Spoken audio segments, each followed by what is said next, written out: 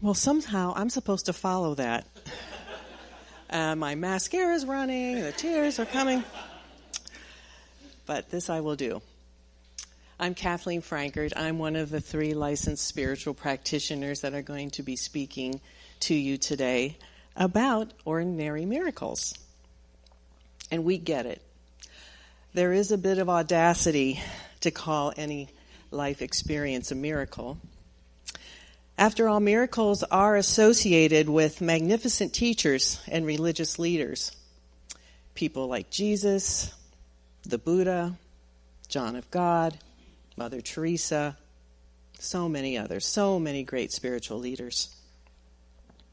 These are people we think of as having transcended normalcy in a way that has given them access to creating transcendent life experiences. And they have. And we may even think of them and call their acts supernatural. And yet Ernest Holmes, the architect of our philosophy, writes that in our teaching, miracles are quite the opposite. Quoting from his dictionary, and he's written a dictionary among many, many things, he says, miracle means that which is not supernatural, but supernormal, and is above and beyond the average experience and viewpoint. In the sense in which we use it, the word miracle means a wonderful result of the creative power of thought. So wait, I just think something and poof? Well, not exactly. But one of the basic teachings of this philosophy is that all thought is creative and that we experience the good of life to the extent that we are conscious of it and use it. So for the next 20 minutes or so, you're going to hear about 3 first-hand experiences of some miraculous results that we have experienced in our lives using the spiritual tools of this teaching and our willingness to think in a transcendent and faithful way that life was operating for us and aligned for our good. You'll hear about the miracle of moving a federal bureaucracy, manifesting a new home, and the plight of a bird. I'm first up, and my story involves a miracle with my dear partner Harvey, whom many of you know. Last October, on the evening before a long planned trip to Australia and New Zealand, I was with Jim and Jaryn and our minister, Reverend Karen, for a meeting. And I noticed my phone was getting multiple alerts from Harvey. It was email, text, phone. It was set to vibrate, but I could see his name popping up repeatedly. And I was like, uh-oh, something's wrong. Because I knew that he knew I was in a meeting. So I excused myself. I rang Harvey, and I heard this upset voice say to me, I can't find my passport. My heart dropped.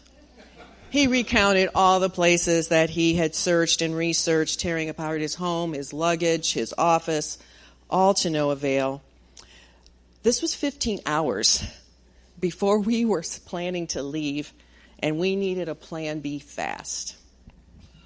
I told him I would get home as quickly as possible and search my luggage just to make sure it wasn't in there, because we had gone to in September we had gone to Paris, and I thought, well, maybe it ended up in mine by mistake, but I was pretty sure that wasn't the case. When I got back into the meeting, everyone took one look at me and knew something was terribly wrong. I quickly explained the grim situation, and then our dear Reverend Karen, who's sitting on the front row today, said the exact right thing. Let's pray. Let's pray. And so we did, affirming there was a divine intelligence at work in the universe that was cooperating with our intention, Harvey's and mine, to take a safe, enjoyable trip, that the right actions and events would take place to ensure Harvey's passport is available for our departure to New Zealand. We also affirmed traveling in safety, comfort, and joy throughout the entire journey. At least I think that's what we prayed, because honestly, I was so stunned and worried at this point. I sort of lost consciousness. But that is precisely why the support of spiritual practitioners, prayer partners, wherever you want to call it, is so important when you're faced with a concern or crisis. It's invaluable to have someone not caught up in the circumstance or the appearance or the drama to support you in seeing through all that to a higher truth. So that's why Reverend Karen and Jim did, that's what Reverend Karen, Jim, and Jaryn did for Harvey and me, right then and there.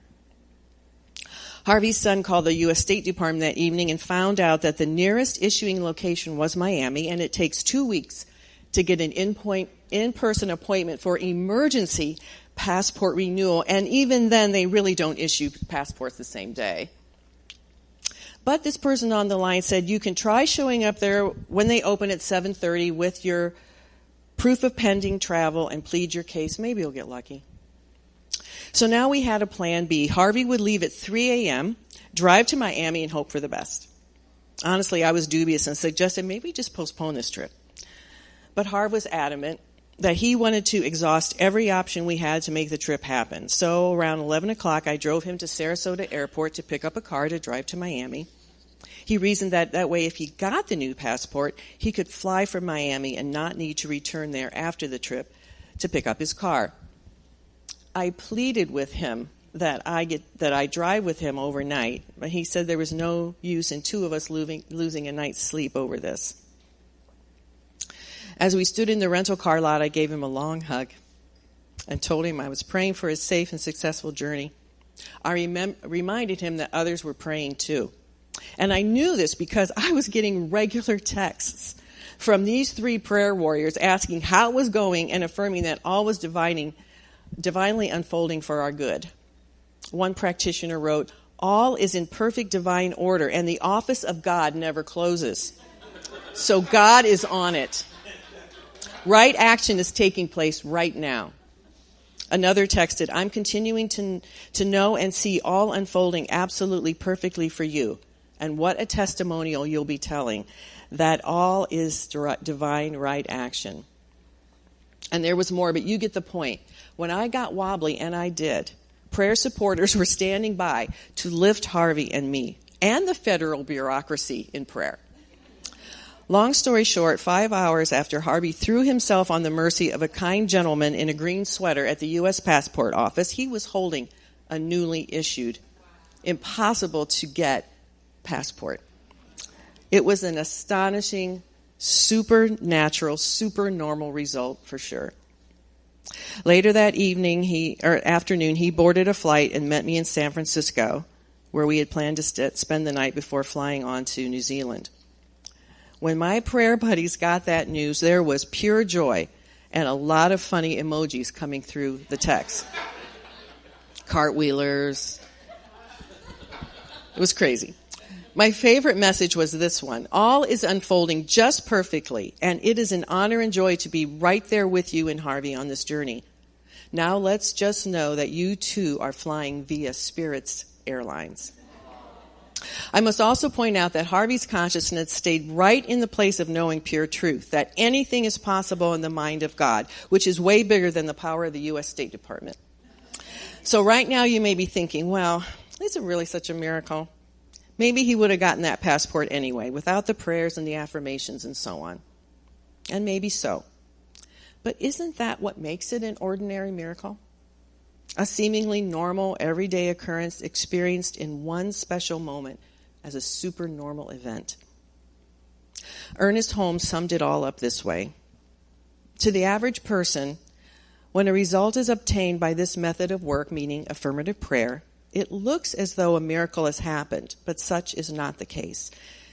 It is only a miracle as everything else in life is a miracle, a definite, conscious idea that's been set in motion in the subjective world, which accepts ideas at their own valuation and tends to act upon them. How grateful we are to have learned and grown in this teaching, to appreciate this and every other truly amazing experience and miracle in life. Now it's my pleasure to introduce Jaryn Nelson to share the miracle of finding a perfect home. Thanks.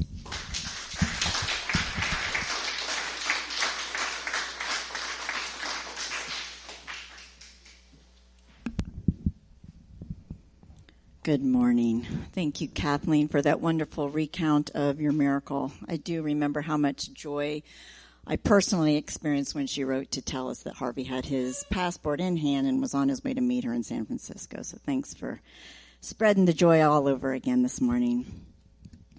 You'll see from the 3 miracles being shared with you today by Kathleen, Jim, and me that miracles can come in many varieties, shapes, and sizes. While we know all that we ask is instantly done in one mind, miracles can also differ from one another in the amount of time it takes for them to manifest in our experience. Some show up instantly, some in a few hours or days, while others seem to be on island time and come slowly sauntering along, pina colada in hand, with a look on their face that say, "What? I'm here, aren't I?" Well, the latter was more my experience, and perhaps that had something to do with where we were living at the time. You see, about 25 years ago, my husband and I moved from Sarasota with our 2 small children and purchased a fixer-upper home in the then sleepy town of Bradenton Beach on Anna Maria Island. The house was old, ugly, and it needed lots of work. It was in really bad shape. Sometimes rain was coming through a hole in the roof, while at other times there were critters from the crawl space below the home trying to get in the house through holes in the floor. Every inch of the home needed TLC and lots of it. But in the home's defense, it was across the street from the beach and had the bay at the opposite end of the street. And we were young, energetic, perhaps just a tad crazy, and saw great promise in the home. Eventually, after many years of gutting, remodeling, and putting on a major addition, much of this done by us, the house became a beautiful home enjoyed by not only our family, but many other people as well. Considering its humble beginnings, its transformation was quite miraculous, but that's not the miracle I'd like to share with you this morning. Fast forward 15 years, life on Anna Maria Island was quickly changing as people around the country and overseas found out about our little peaceful slice of paradise, and they began making it their vacation home or their vacation destination. Gradually, the neighbors that had been like family to us moved, and their homes were turned into vacation rentals filled with often noisy vacationers. After several years of trying to deal with the changes around us, I knew I needed to live in a more peaceful place. The challenge was, my husband didn't want to move. He had lived most of his life on an island and couldn't envision being happy elsewhere. And after pretty much rebuilding the home from the floor up and having almost 20 years of memories in the home, leaving it almost felt like ditching his best friend. It seemed there was no solution to this stalemate. Clearly, a miracle was needed. Fortunately, by this time, I had taken several science of mind classes, and it became really crystal clear that it was wise for me to put into practice what I had been learning. I couldn't control the noise levels of the vacationers, and I couldn't change my husband's mind. But I was able to manage my own thoughts. Holmes tells us, Holmes is the architect of our philosophy, that thoughts are more than things. Thoughts are the cause of things. Things have no independent existence, since there can be nothing external to some comprehending mind. Our work is done in mind alone. To allow a miracle, I realized I needed to stop focusing on the negative, stop complaining about the vacationers, and stop thinking thoughts of lack such as, there will never be a solution to this problem. Thought by thought, I consistently started replacing thoughts of lack with thoughts of gratitude for all the abundance of good I already had in my life. With further examination, I found some thoughts of resistance, which of course was blocking my desired miracle. When I examined what this was all about, it became clear I was resisting my husband's preference, making him wrong in my mind because he didn't see things the way that I did.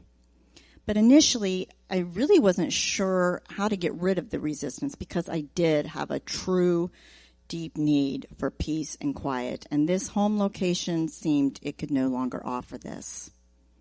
Synchronistically, in the Science of Mind class I was taking at the time, we were learning how to write spiritual mind treatments, also known as affirmative prayer. So with my challenge in mind, I wrote a detailed treatment affirming something along the lines of there being infinite answers and solutions in one mind, solutions that would be satisfactory to both of us, and that the infinite storehouse of God never had a shortage of anything, let alone a shortage of homes that were suitable for us. I also affirmed harmony, love, and cooperation to be the truth of our relationship. Our Science of Mind textbook stresses that, and this is in bold letters, we must have a mental equivalent of the thing we desire. Consequently, I started visualizing a nice, peaceful neighborhood with friendly neighbors and a home surrounded by the beauty of nature. If my husband were going to consider moving, the next home needed to be on the water and have a place for the boat. So I also visualized the home being on the water. Now, knowing our budget, I found visualizing the water part a bit more challenging, a lot more challenging. But I kept reminding myself that with God, all things are possible and that God could manifest a castle as easily as a button. Sometimes, on my way home from Sarasota, I would stop at a particular roadside park on Longboat Key. There was just something about the view at this park that I loved. It was on the water, but it also had some small mangrove islands a good bit out in the water. And for some reason, I just found this view so beautiful and peaceful. So I would sit in my car looking at the view and saying, wow, God, this is really beautiful. I really like this view. How about this or something better? Even with the above-mentioned practices being followed, the manifestation of this miracle did not happen overnight. In fact, the whole process took several years and a lot of mental fine-tuning along the way. However, I can tell you that I had a lot more peace in my life by diligently practicing the above and continually redirecting my thoughts in faith to truth and the inherent nature of God as love and givingness. There are many details, twists, and turns that I'm having to leave out for the sake of time, but in the end, my husband, of his own accord, decided he too was tired of living on the island, and we found an affordable waterfront home in a quiet, friendly neighborhood in northwest Bradenton. And while almost every home in the neighborhood is on the water, we think we have one of the best views. And you know what? It looks strikingly similar to that beautiful and serene view at the roadside park on Longboat Key. Truly, God is good all the time and to all of its creation. And now I'd like to invite Jim to come share his story of how infinite love in, as, and through him brought about the miracle in the life of a bird.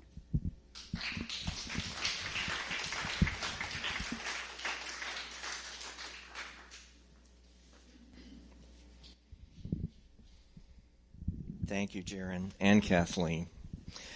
Wow. You've just heard a couple of amazing testimonies speaking to the power of intention and prayer in creating miracles. The miracles that Kathleen and Jaryn experienced were pretty big compared to the one I'm about to share. But I have to say that when dealing with the infinite, and contrary to the collective human consciousness, size does not matter. To God, acting through the law of cause and effect, there is no big or small.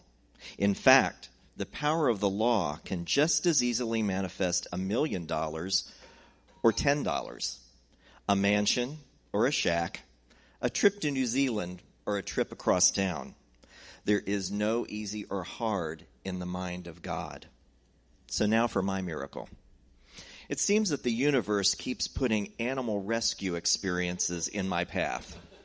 Some of you may remember an experience I shared a couple of years ago when I was instrumental in the rescue of a lost cat. Well, this time it was a little bird. One morning near the end of June, my husband Robert and I were sitting on our back porch in Highlands, North Carolina, enjoying a truly glorious sunrise. The flora and fauna were magnificent, and I was captured by the beauty of it all. There are always a multitude of birds in our yard, especially small gray and white ones called dark-eyed juncos, which are prolific in the area. Amidst all this beauty, my attention was drawn to the sound of one of those little birds shuffling inside the gutter that runs along the roofline of our porch. This isn't unusual, as juncos are continuously darting back and forth, looking for food and nesting materials everywhere, including gutters. After a while, I realized that the bird wasn't actually shuffling inside the gutter, but was in the elbow piece that connects the gutter to the downspout. It quickly became apparent that the poor little thing was stuck and couldn't get out. It would flutter and scratch inside the downspout and then go quiet for a while as it became exhausted from trying. I didn't know what to do because this particular gutter is at the highest point from the ground and we didn't have a ladder tall enough to reach it. So having just passed my oral panels the week before to be a licensed spiritual practitioner, of course, my first instinct was to say an affirmative prayer, declaring that the little bird had all the strength it needed to free itself, and divine intelligence was guiding it to do so.